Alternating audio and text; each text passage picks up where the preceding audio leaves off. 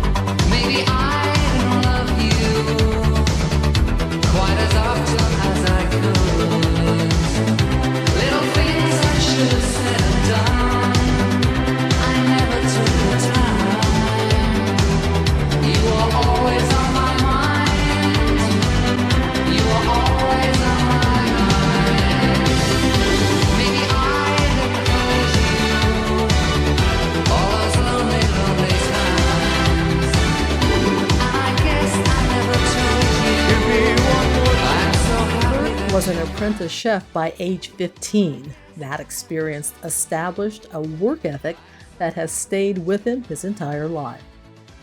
I started my apprenticeship after I finished the basic school system.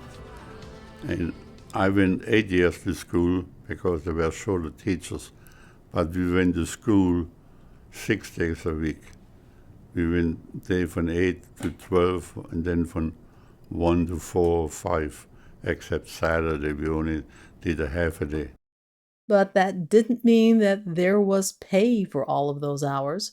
The German apprenticeship program was part of the country's school system and partially controlled by the government. Kurt graduated by enduring 3 long years of study. The first year I received roughly $10 a month, second year roughly $20 a month, third year roughly $30 a month. It was just enough for the streetcar ticket and maybe a couple of pennies. But after that you did a test. So we had a cook for a bunch of dignitary old apprentices in the region. And my challenge was something I never cooked in my life before, because turkey was not the German meat item. But I learned in school how to manage it. Naturally, it's just a bigger chicken, so to speak of. So I had to cook a turkey, and that was my apprenticeship final test.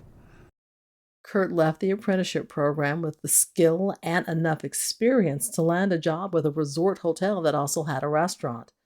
It's then he learned that his industry of choice was seasonal, and the trick to staying employed was to constantly move to where the jobs were. Back then, the rich, they would go to places out in the countryside because you only could get there by car. So there was always very exquisite small hotel restaurants where they go there with a girlfriend or mistress or the wife, spend the night. So, and a lot of the jobs back then were seasonal because the location. So I decided I want to go to Switzerland. I applied, and it was like 1959 and 59-60.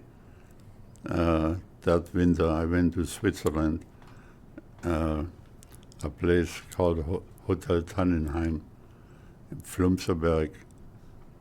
And I came there, I was there 18, 19 years old, and I was the chef.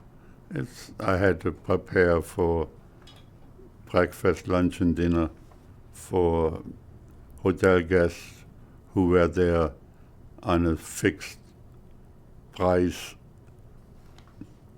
stay for about 25, 30, and plus on the weekend we had guests coming from the city of Zurich to spend the weekend skiing.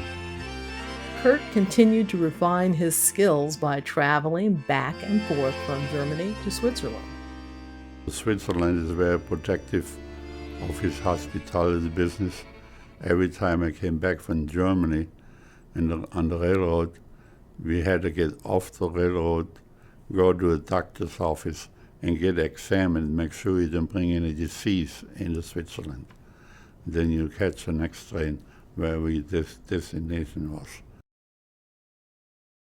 Yeah, well, because they depend on the hospitality business.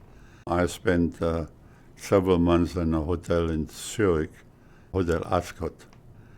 After that, I decided to go to the French-speaking part of Switzerland. I ended up with a job in Vevey, which is the world headquarters for Nestle Corporation. Not surprisingly, long hours and hard work did not keep Kurt from partying. After all, he was still in his early 20s. Friday or Saturday night, especially after we were finished in the kitchen around 9 o'clock because people wouldn't eat late back then. I go up and get cleaned up, washed up and changed, and I went back downstairs and worked behind the bar like a bartender. And it was a good way to pick up some girls.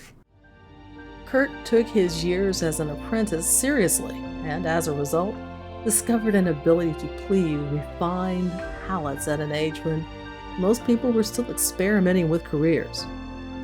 We're here to celebrate the fact that he only got better with age.